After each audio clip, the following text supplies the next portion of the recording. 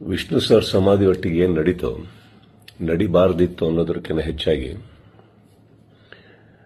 ಒಂದೊಂದು ಅರ್ಥ ಭಾಳ ಚೆನ್ನಾಗಿ ಮಾಡ್ಕೋಬೋದು ಇಲ್ಲಿ.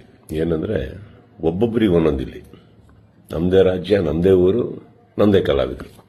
ಸೊ ಹೀಗಿರಬೇಕಾದ್ರೆ ನಾನೆಲ್ಲ ಅಭಿಮಾನಿಗಳಲ್ಲಿ ಕೇಳ್ಕೊಳ್ಳೋದು ಒಂದೇನೆ, ಇನ್ನು ನಾವು ಓಡಾಡಿದ್ದಾಯ್ತು, ನೀವುಗಳು ಓಡಾಡಿದ್ದಾಯ್ತು, ಎಲ್ಲರಲ್ಲೂ ಮನವಿ ಮಾಡ್ಕೊಂಡಿದ್ದಾಯ್ತು, ದಯವಿಟ್ಟು ಇದನ್ನು ಮಾಡಿಕೊಡಿ, ಸ್ವಲ್ಪ ನೋಡಿ. ಯಾಕಂದ್ರೆ ಒಂದು ಅಳಿಲ್ ಶಕ್ತಿ ಬೇಕಾಗಿತ್ತು ಇದನ್ನು, ಈ ಸಮಾಧಿನ ಉಳಿಸ್ಕೊಳ್ಳೋದಕ್ಕೆ.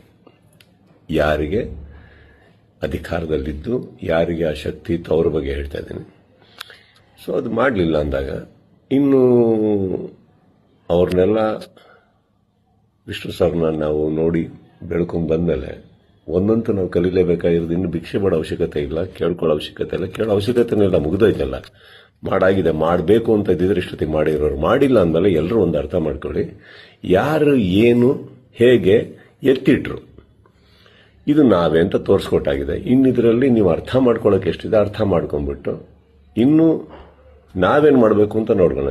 ಈಗ ಮೊನ್ನೆ ನಾವು ವೀರಕಪುತ್ರ ಶ್ರೀನಿವಾಸ ಅವ್ರ ಥರನೂ ಮಾತಾಡ್ತಾ ಇದ್ದೆ. ಅವರು ಒಂದಿಷ್ಟು ಯೋಜನೆಗಳು ಹಾಕೊಂಡಿದ್ದಾರೆ, ಆದಷ್ಟು ದೊಡ್ಡ ಒಂದು ಪ್ರತಿಮೆ ಕಟ್ಟಬೇಕು ಅಂತ ಇದ್ದಾರೆ. ಅದನ್ನು ಮಾಡೋಣ, ಬೆಟರ್ ಅಲ್ಲ? ಅದನ್ನು ಮಾಡೋಕ್ಕೆ ನನ್ನ ಸಂಪೂರ್ಣ ನಾನೇನು ಮಾಡಬೇಕು ಖಂಡಿತ ನನ್ನ ಕಡೆಯಿಂದ ನಾನು ಮಾಡೇ ಮಾಡ್ತೀನಿ.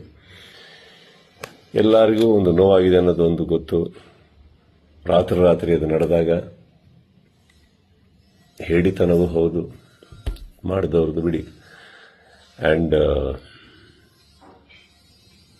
ನೋವಾಗುತ್ತೆ, ಬಿಟ್ಟಾಕಿ, ಈಗೇನು ಪ್ರಾಬ್ಲಮ್ ಇಲ್ಲ.